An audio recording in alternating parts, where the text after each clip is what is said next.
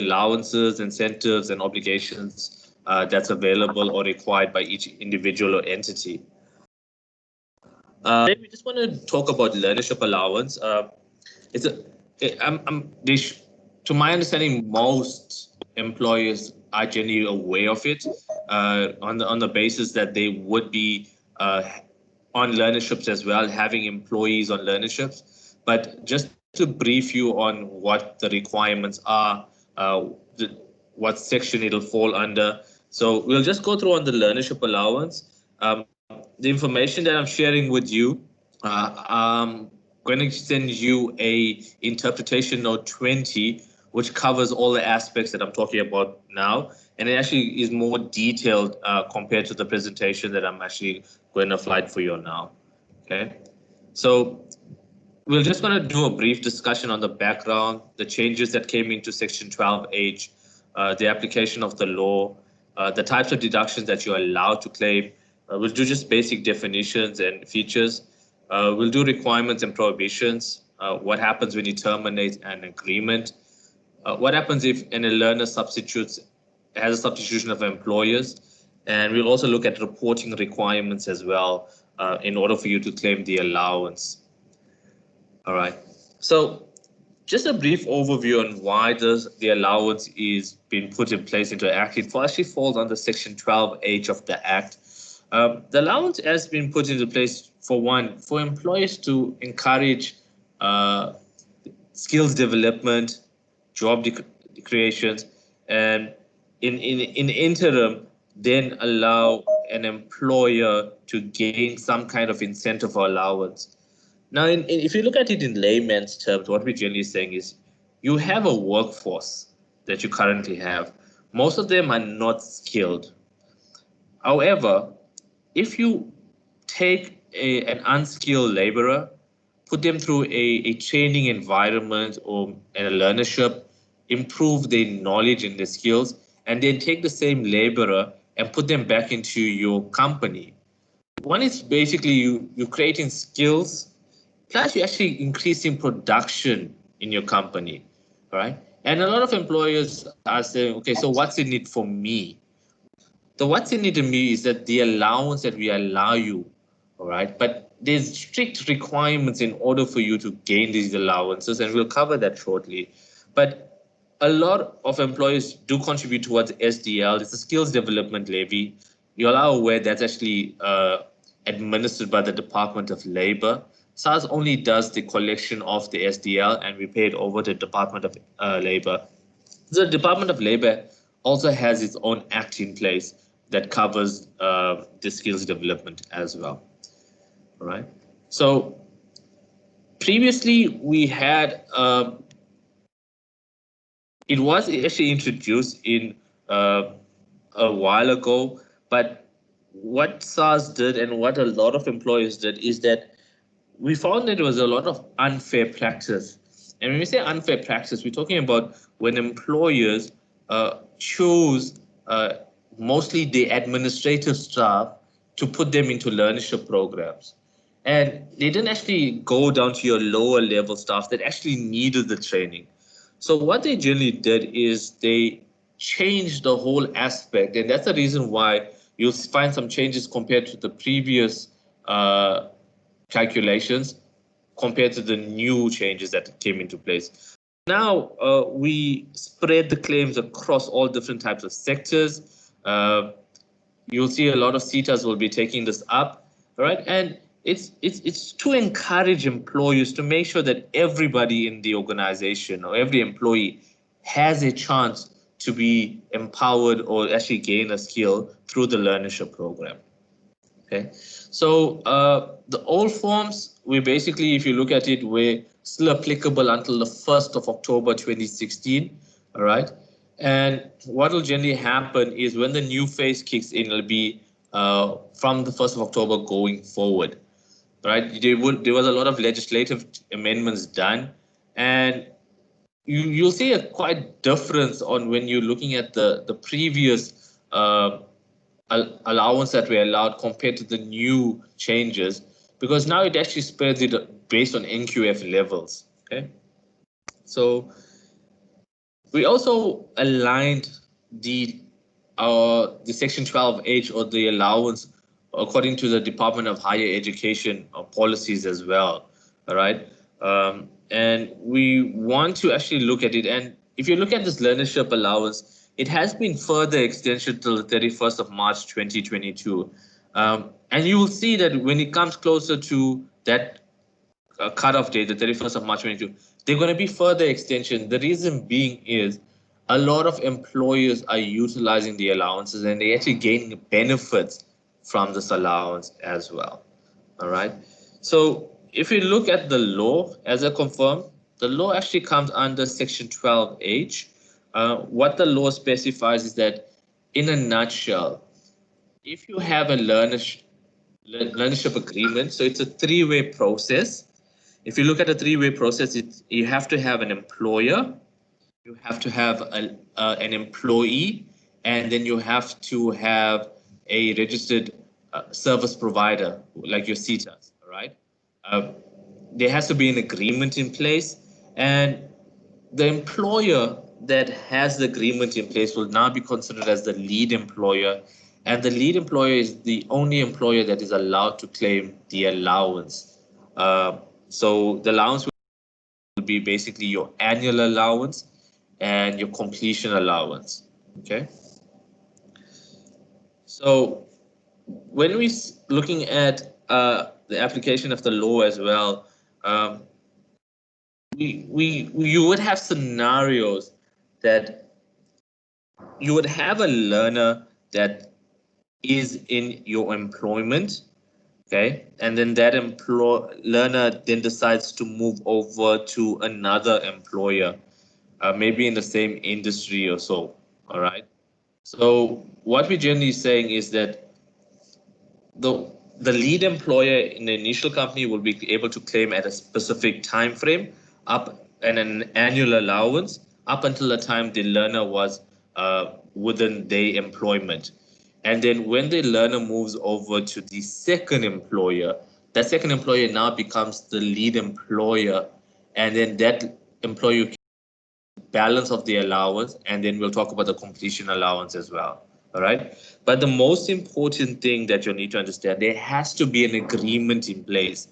Now, the agreement has to be made in place with the employee and the employer, and there has to be a legal agreement between the SETAs that the employer is affiliated with. There are standardized agreements that are available that actually meet the requirements. I think the SETAs will be able to provide you with more of a schedule on that. Now, the two types of allowances that you're allowed to claim is an annual allowance and then a completion allowance. Okay. Just let me give you a brief overview on what the allowances are and how the allowances generally would work. Okay. An annual allowance is an allowance that is allowed to be claimed during the year of assessment or the tax year. Okay, so let me give you an example. Most companies, if they have a February year end, their year end starts from the 1st of March up until the end of February. So that's a 12-month period. They're allowed to actually claim the annual allowance within the period of the year of assessment where the employee is employed with them and still on a registered learnership allowance. All right. Then you have a completion allowance. Now, the completion allowance is only claimed by the employer once the learner has been found competent, all right, by means of an assessment, and then only can they claim the completion allowance. Remember, as I said, only the lead employer can complete the lead employer can complete the annual allowance, but only the lead employer at the time of completion can claim the completion allowance. Okay. Just let me have a look. So these are the new claims, and as I said, it's from before the 1st of October. So before the 1st of October, we had a set rate. Okay, so for anybody that a person without disability was a flat rate of 30,000. Okay, and then if you had somebody, a person with disability was a flat rate of 50,000. Now, remember, I stipulated initially they had to make changes because there was unfair practice. Now, the fair practice works on the following, and these are where the new changes come into place. So, if you have a learner that you put into a learnership and they have an NQF level between 1 and 6, okay?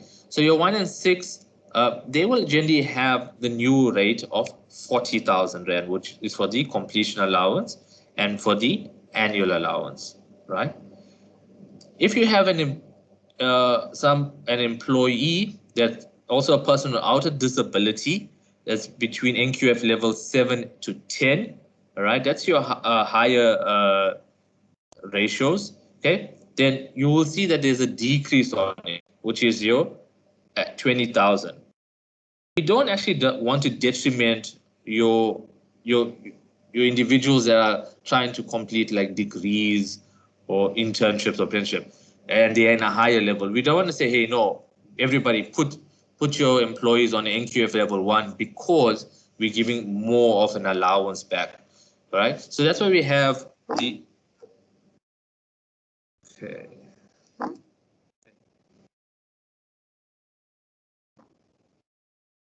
Okay, so if you have a look at person with disability, okay, then you have person with disability when an NQF level 1 to 6.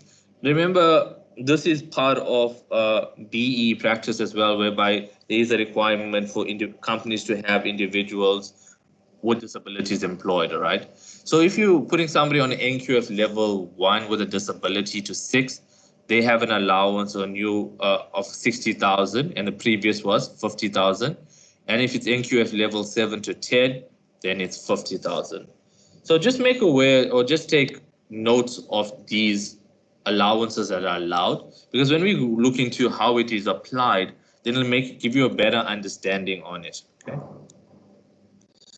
So let's look at the key features on how the allowances are done. Okay. So let's look at an annual allowance. And I'm just going to try and give you the most simplest example ever. Now we know that nobody will actually go and register a learner on the first day of their financial year. Okay, but let's look at an example if we do that. So we signed a contract on the 1st of March. And we look at maybe example the 2021 tax year, and the company has a February year end. So from the 1st of March this year, okay, you signed up an employee on a contract, okay, and for example, you put that employee maybe on an 18-month learnership program. So you signed them on the 1st of March 2020, and then the financial year ends in 2021. Okay, so if you're signing them up on an 18-month learnership, so how it will generally work for the annual allowance, okay? Because from the 1st of March is when the contract was signed until the end of February, it's a full 12-month period. And say, for example, we had somebody on an NQF level, person without a disability, on an NQF level 1 to 6. Okay, so that we know that they get an annual allowance of 40,000. So for this 12-month period, okay, in the 2021 financial year, the employer will be able to claim 40,000 Rand as an allowance. Now, what does this allowance do? This allowance is allowed to be set against the taxable income that the employer had on income tax. For example, if the employer had 100,000 Rand of taxable income for that year, then we will allow 40,000 Rand as a deduction against the 100,000, all right? Which generally is putting the employer with less taxable income to pay, okay? So that example is for one employee. Imagine if you had 3 employees and all three employees was NQF level 1 to NQF level 6, all right, and they had the 40,000 rand. So you will be allowed to claim, for example, 120,000 rand for an annual allowance for the 2021 tax year, all right. So for example, if your taxable income for the employer was 100,000 rand and the allowance was 120,000 rand, it's not a problem. We will allow it. Even if it'll generally just put the company in a loss status. And a loss status is not a bad aspect. A loss means that you don't pay tax on a loss. Understand? So let's go back to the example I said. I registered an employee on and assigned an agreement on the 1st of March 2020. The company has a February year end, and I've got an 18-month learnership program.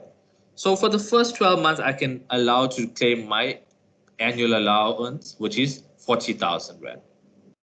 When the learner completes the learnership program in the 2022 year, that means 6 months into 22 year, that employee would be able to complete that allowance because it's actually an 18-month program. We will pro rata that 6 months against that 40,000 rand. So it'll be prorated against the 40,000 rand. But also in that 2022 tax year, the employer will claim the annual allowance plus they can claim the completion allowance. And the completion allowance is not prorated, it'll be 40,000 rand as well. Understand? So just to give you an example, if it was 6 months, you'll have an allowance of 20,000 rand for your annual allowance, and then you'll have a completion allowance of 40,000 rand. That means 60,000 rand for one employee that was on the learnership. Remember, the completion allowance can only be claimed by the lead employer based on that the learner has completed that specific learnership. Okay. Look at it in another way. What happens if you had an employee with a disability and on an NQF level 1 to 6? Then you have a higher annual allowance and a higher completion allowance. Okay, so that's basically how the allowance will work and how you would prorate it. You would have scenarios whereby you register an employee within the tax year. Okay, so that means if you register them halfway through the tax year, then in the first year you're going to prorate the annual allowance. Then you'll continue with the allowance up until you'll prorate the annual allowance up until the time they complete the learnership. Okay, and it'll depend on what the agreement said, whether it's a 12-month, 18-month, 24 months. Okay, so that's what the annual allowance will be. Okay, so as I said, if you're looking at the employer will qualify for annual allowance if during any year of assessment the learner is in party to a registered learnership agreement, which I've explained, which is okay. The agreement had been entered in pursuant to the trade carried onto that by that employer, and the employer has derived an income as defined in Section 1 of the trade. It's important that they are an employee of the company. Reason being is because you would have different scenarios whereby you have you pay a lump sum to a specific entity, and that entity is the one that is paying the salary on a monthly basis, or the stipend, should I say, example. Okay, remember the stipend as well is also forms part of an income as defined by Section 1 of the Income Tax Act, right? So even a stipend would be considered as an income, all right? So the employer that's paying the salary, okay, is the employer that is basically the lead employer, and that's where the allowance can be claimed. Okay. Also, you need to understand that the employer will not qualify for the allowance during any period if the learnership agreement is not registered and subject to deeming provisions, okay, and the learner is not in employment. So yet again, if the learner is not in employment with you and you're not paying them an allowance or stipend, then you can't claim the allowance itself. Okay. All right. Completion allowance, as I've explained to you, it's almost on the same aspects of how the annual allowance will be. Learner has to be still in employment with you, need to be deriving an income, okay, and had to complete the learnership within the required time, okay, and then they can claim the completion allowance on that. All right. You would have learners that that actually have disabilities. So they're in employment with you and they do have a disability. One of the criteria that needs to be given or completed is an ITR-DD form. This is a disability form available on the SARS website. This disability form needs to be completed by a registered medical practitioner that can actually define the disability. It can't be completed by your normal GP. It has to be by a specialized specialist.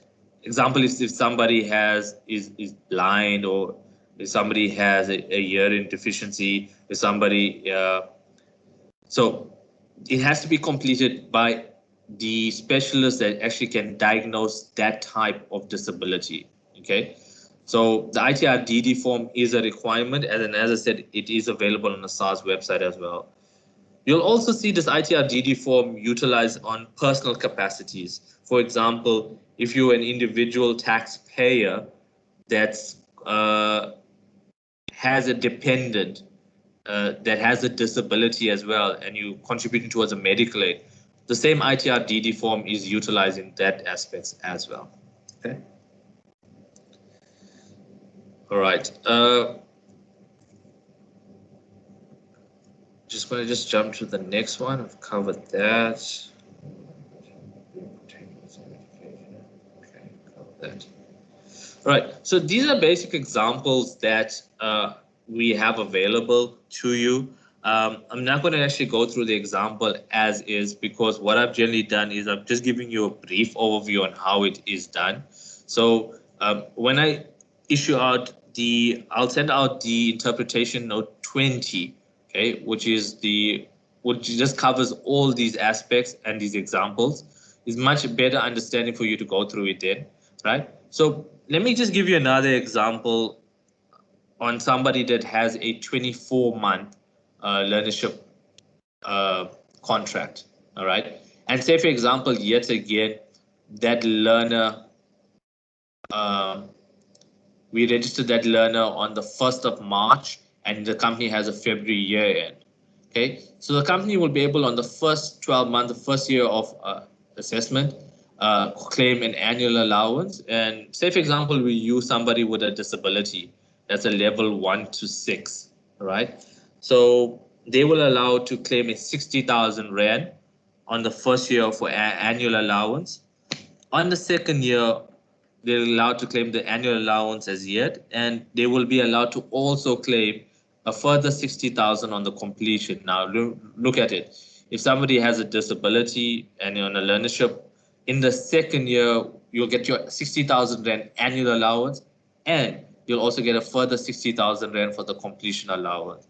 And remember, it's in the act. It's not something that is not available to you. It's just that a lot of people do not utilize and are unaware of these allowances that are available. Okay. Just skip that.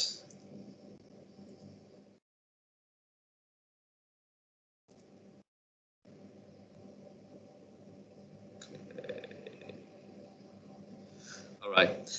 What we actually established is that a lot of employers, especially when they put a learner onto a learnership, all right, they have a kind of difficulty to actually get the finalization from the service providers that the learner is now competent and has been awarded that type of qualification.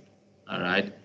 So what SARS will do, we'll grant the annual allowance, and we'll also maybe also grant the completion allowance, right?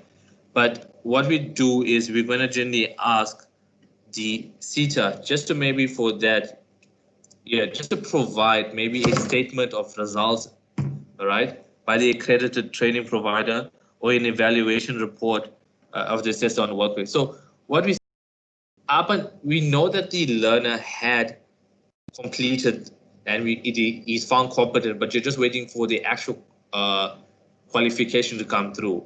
But if the service providers can provide the results, okay, then you can claim the completion allowance within that financial year itself. All right. What you would generally need to or be required to do is when you claim these allowances on an annual basis, be it the annual allowance or the completion allowance, you as the employer are required to keep supporting documentation. So you need to complete what is an IT 180. It's available on our SARS website.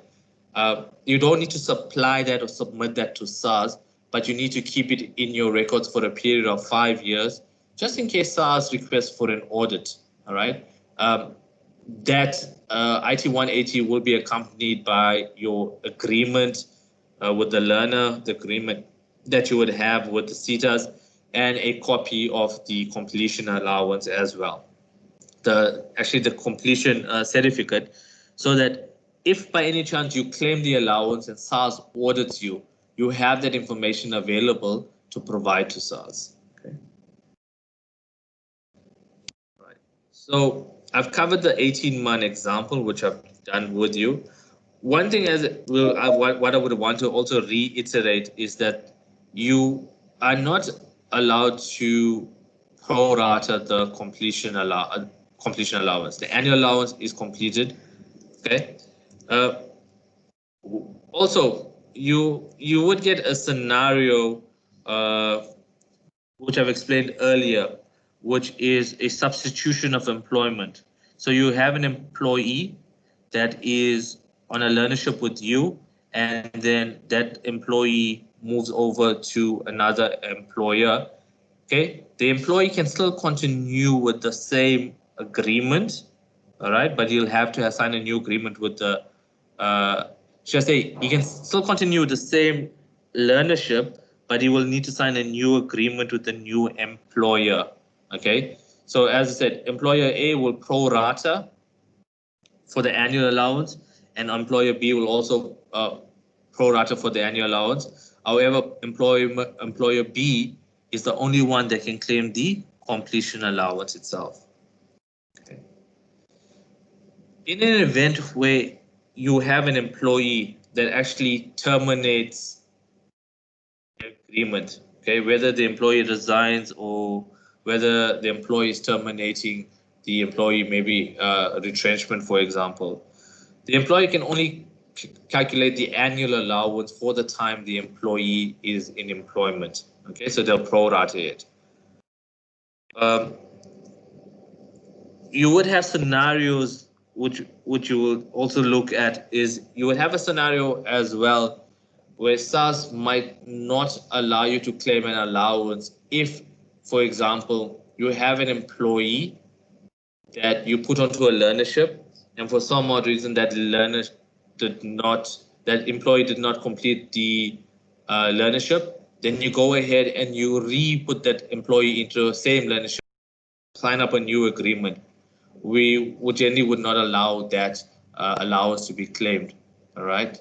So make sure when you look into this, because what we generally do is, as well as SARS, just to ensure that the allowance is the learnership allowance is extended or the incentive is extended, we have to provide feedback to the Minister of Finance. Okay, and then from there he would look at how often is the employers claiming the learnership allowance? Is it an effective practice? Is it something that we will generally look at to extend? If they can see a lot of employees claiming for the learnership allowance, and then what it generally does means it's indirectly empowering the South African citizens, then they can extend the allowance for further years. Okay, so as I said, up till now it's up until 2022 March, but if required, we can do that. And it's all based on the information that is provided to SARS and is provided for. It's also by the information that's provided by the CETAs as well. Okay. So Jenny, that's in a nutshell what the learnership allowance is. All right. I will make the presentation available to Elaine. Also, I'm going to make available this interpretation note 20. One thing that we also spoke about when I was speaking to Elaine is also, remember, this is only one type of incentive that that is allowed. Remember, the allowance is allowed to be set against income tax. There is nothing stopping you if that learner is in employment with you and meets the requirements of employment tax incentive, which is known as ETI. All right. Then you can also claim that concurrently, and that ETI is set against your PAYE in the company. But with conversation with Elaine is that we can actually do a complete presentation on employment tax incentive, maybe at a later stage. Okay, but you can run these two allowances concurrently, one against income tax, which is the learnership allowance, and then you have the employment tax incentive, which is available as well. That will be set against your PAYE. All right. There is requirements for the employment tax incentives. So it's something that employers should be looking into, because every time somebody that we speak to, any employees, what do we do to pay less tax? These are allowances that are legally available for you to utilize, provided it is done correctly. Okay, so that's about it from my side. If there is any questions, I don't. Yeah, they are. So I'm going to ask everybody just to put their hands up. I know that Prakash has a question. Thank you very much, Elaine. Hello, Martin. Hi, good day. Yes, go ahead. Martin, it's Prakash Singh here. I'm the CEO of the Institute of Accounting and Commerce. Yes, we sir. are a recognized controlling body for accountants. Yes, sir. And we've got a learnership approved by FECIT. We've got students on a 3-year learnership, but these are graduate students coming out with a degree from university. Yeah. And then they run a 3-year learnership. And then after 3 years, they write our entrance exam. And then thereafter, they become accounting officers. Okay. Understandable. Yeah. Then what I want to know is, I've just got 1 or 2 questions. Firstly, to fill the IT 180, the employer fills the 180, but he will still declare it, but he only needs to declare it on his ITR 14. Am I right to say that? 100% correct. Okay, but the IT 180 must keep with him. Correct, for a period of 5 years from date of assessment. Okay, then you answered my question on pro rata. What I want to know then on the completion allowance, they get a 20,000 Rand because it's an NQ of 7, okay? So they get a 20,000 Rand grant or deduction from 12-month deduction from SARS. And then after 3 years, will they get another 20,000 on completion allowance? Okay, so there is a provision to, especially when it comes to the completion allowance, that if you have more than a 24-month completion allowance, right? You're allowed to actually multiply your completion allowance by the 12 consecutive months. So example, 3 years times, which is the 12 consecutive months, for example. So it'll be, and we look at it, let's look at a scenario where you had the agreement signed on the 1st of March, understand? Right. So you're allowed to actually multiply that by the number of 12 consecutive months. So in a 3-year, you can look at maybe your completion allowance times 2, for example.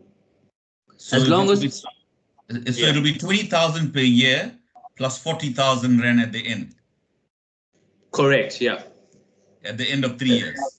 Yeah. So your completion allowance, you have a it's for in scenarios of what you said, for anybody that goes more than 24 months agreement, and this is only allowed on the completion allowance and not on the annual allowance. So you still Yes, we claim have a your test. annual allowance. Yeah. Correct. Yeah. So it will qualify for 20,000 per year plus 40,000 for a completion allowance. Am I right? Correct. Not 60,000 because it's running on 3 years. But if we're looking at a consecutive 12-month Yes, period. consecutive. Yes, yes, consecutive. But yeah. So in the scenario I gave you in the 1st of March, it will be 3-year consecutive, all right? But remember, in certain scenarios where it's you don't sign the contract on the 1st of March, you sign the contract maybe in August or something. So you're not going to get the 3 times that amount. I understand. I see what you're saying. Yeah. Okay. And then my last question is on the ETI against PAYE. Do you have slides for that information that you can send me? Because it's available we concentrate a lot on the 12H deduction, but a lot of people, my members are asking me who are running approved training centers and have these students. They are asking me about the ETI relief scheme. Okay. Can I maybe, Prakash, or in this platform, request for you all to invite me on another presentation so I can do ETI for you specifically. So it'll be more of an understanding. Yeah. Fantastic. I will do that. Yeah, I think that's a good idea. I'll definitely arrange that. Shane, thank you, Prakash. Does that answer all of your questions? Yes, thank you very much. I appreciate it. Okay, great. Joe White, you've got a question? Yes, hi. Thank you, Martin. I have a query about the IT 180 form. There's a portion on it that's quite confusing. I don't think it was updated from the previous iteration of the learnership incentive, but that's just my interpretation, because it says the annual equivalent or total remuneration as stipulated in the employment agreement between the learner and the employer on entering into or completion of the learnership agreement, whichever is applicable. So they want you to put the amount that you've actually paid that learner. Correct. And as far as I understand, that should have no bearing on what you claim. Yeah, no, it won't actually give you a bearing on what you claim. But remember, one of the agreements or one of the rules that we stipulated, the employee must be in an employment contract and receiving some sort of remuneration in order for you to be considered as an employee and claim the allowance, understand? So if you're paying somebody, for example, a stipend amount of 2,000, maybe say 4,000 Rand a month, that is the total remuneration you paid. So you're going to put that 4,000 for the period up until the time they're completed. So it's just for us for information stats purposes, because remember, you're completing an IT 180. We're not requesting it for you now. You're declaring on your ITR 14 the allowance. If SARS had to come and audit you and say, okay, I see you claim these allowances in a year, provide me with your IT 180 and provide me with your agreements and your employment contract. And then in your IT 180, you're not stipulating an amount. So we want to ensure that this employee was in your payroll because you would be paying them a salary. So, and you would be issuing out the normal payroll system. So it will be your normal pay slips, your IT3A certificates if there's no tax deducted. So you would need to, for example, complete it there. It's just for information purposes. If SARS has a question, Okay, no, that makes okay. But just to clarify, then what if the learnership is funded? The CETA funds the learnership, right? And so the stipend is paid. So you are the lead employer, but the stipend is paid by the CETA directly to the candidate. So the employer is not paying anything to the learner. Can they claim that? No. what if the employer tops up that stipend and now they are paying an amount on top of what the SETA is paying? Then it's fine. So in other words, all you- these funded learnerships won't qualify unless the employer tops up the stipend. It's just that with regards to it, remember the agreement stipulates there has to be an lead employer and it has to be in terms of the Income Tax Act as income received. Remember I said if SETA is paying them directly, then you as the lead employer are not going to be able to claim the allowance itself, understand? But the SETA is paying them directly, but still the employment contract is with the lead employer. So what type of employment contract do you have? What does your employment contract stipulate? It would be that you are, I'm not sure of the technicality, but I think, SETAs used to pay the employers and then the employers would pay the candidates. But I think to avoid fraud, they decided to pay directly. It's not that they are SETA employees. They are, yeah. Yeah. You see, the whole idea of you claiming the allowance is for somebody that wouldn't. Can I throw a question back to you as well, Mr. White? Yeah. All right.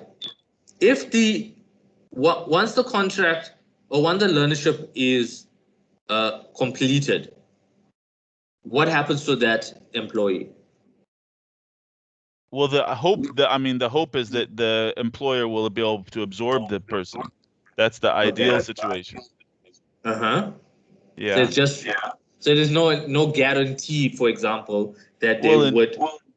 In both situations, whether it's funded by the SETA or whether it's hosted and paid for by the employer, there really isn't any difference in terms of commitment to absorption. I mean, the ideal is in both that there would be absorption. Then you wouldn't be able to claim that allowance if you're not considered, or the income is not coming from your side. No. So, but if you do the top up, then yes, it's fine. Okay. No, that's interesting.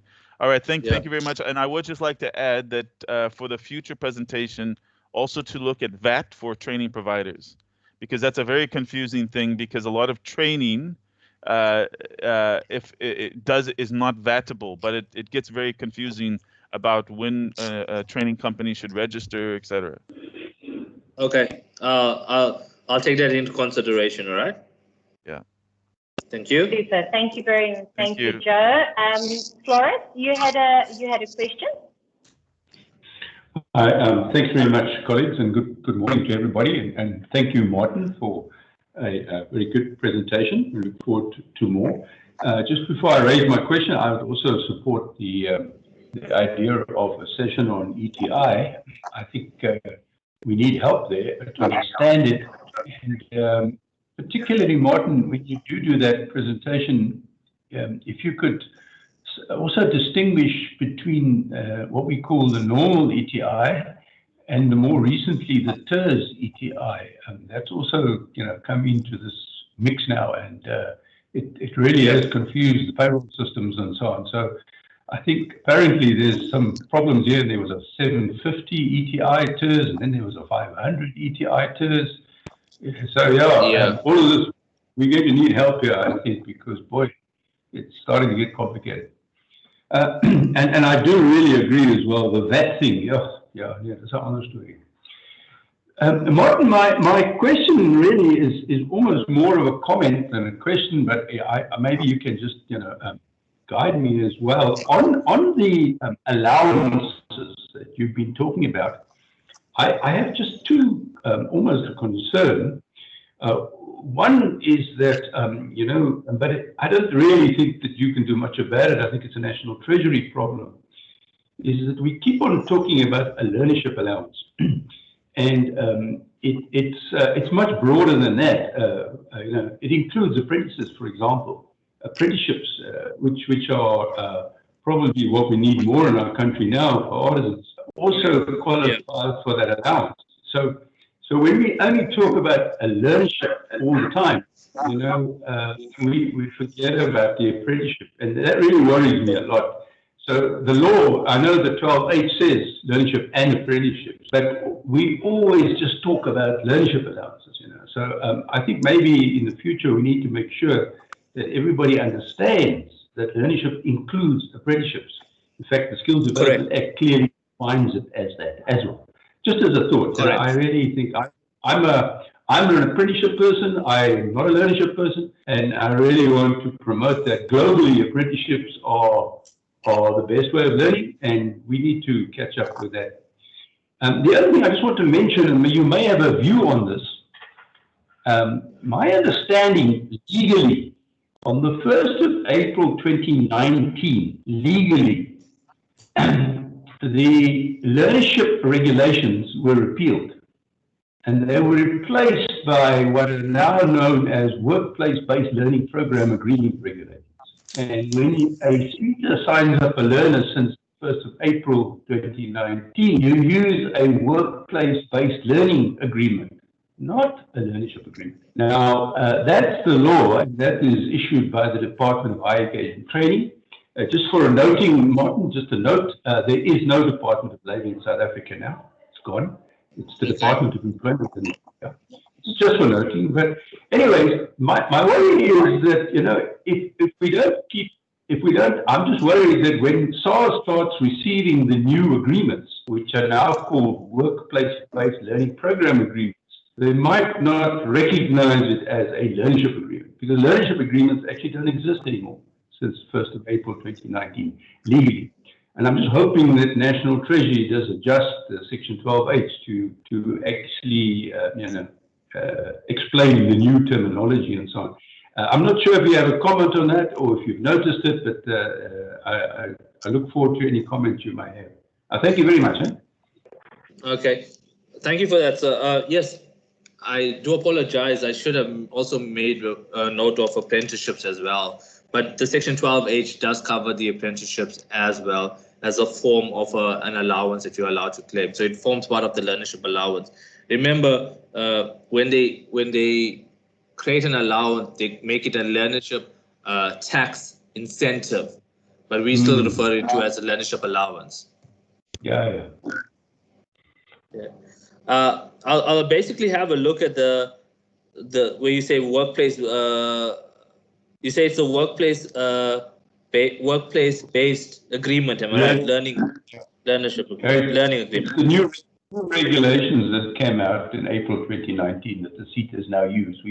I think, you know, the Section 12H just needs to be updated, but I think it's a National Treasury problem. It's not really your problem. Yeah, you see, as soon as it's gazetted, then we'll get the updates on it, but we still work on what's generally available. Sure. Thank you, sir. Thank you. Okay, super. Thank you, Floris. Dorothy, you have a question? Yes, thank you, Elaine. Martin, I just want to know, I work for the Mr. Price Group, and we just need to know, during this COVID period, we stopped training for 6 months. Now, in the next round of tax reporting, do we carry on with the 12 months for learnerships, you know, consecutively, or should we cease for 6 months and then carry it on later? Because they did not train during those 6 months, and we're getting the CETA to extend the contracts, the learnership contracts. Okay, so if you when did you sign the contract? And when was the contract supposed to conclude? So have you already started claiming for the allowance? If not, I just need to get clarity on that. Okay, the contract started the 1st of January 2020 and it ends the end of December 2020. It's a 12-month contract. So we have claimed three months, actually 2 tax months and 3 employer months, because our financial year runs from the 1st of April. So we have claimed some for the previous tax year. So there is, say, 9 months left of the current tax. Does it make sense? Yeah, I understand what you're saying. Yeah, I would advise you, can I maybe just get clarity on that? Because now, remember, because COVID-19 put a lot of spanners in all the works. Yes. Like, for example, now Now you Big time. extending, you're getting a new contract in place now, and you've already claimed from January until April. Understand? So I Yes. just need to just get some clarity on on that, whether we'll say you continue to claim the 9 months in the 2021 tax year, or do you claim the balance of it in when you conclude in the next financial year? But let me get back to you on that one. We haven't got feedback on that, but I'll definitely get information. I'll send it to Elaine, and then she maybe can share it with everyone. Thank you very much, Martin. All right. Much appreciated. Super. Thank you, Florence. If I can just ask everybody, whoever hasn't left their email address in the chat section of this call, if you could please just leave your email address and name so that I can email everybody. We don't have the contact details for everybody. I'd greatly appreciate that. And it's just going to make it easier for us to send through the information to you, the presentations, etc. All right, I think that concludes our meeting for today. Martin, again, thank you very much, and I'm going to send through some information related to the next ETI session, depending on Martin's availability, and we can cover that topic in more detail then. Okay. So, thank you very much, Elaine. All right, that's super. Thank you so much, everybody. Enjoy the rest of your Friday and have a fantastic and safe weekend. Thank you, Elaine. Take care. Bye. Thank you very much, Elaine. Bye. Bye. Bye. Bye. Thank you. Bye.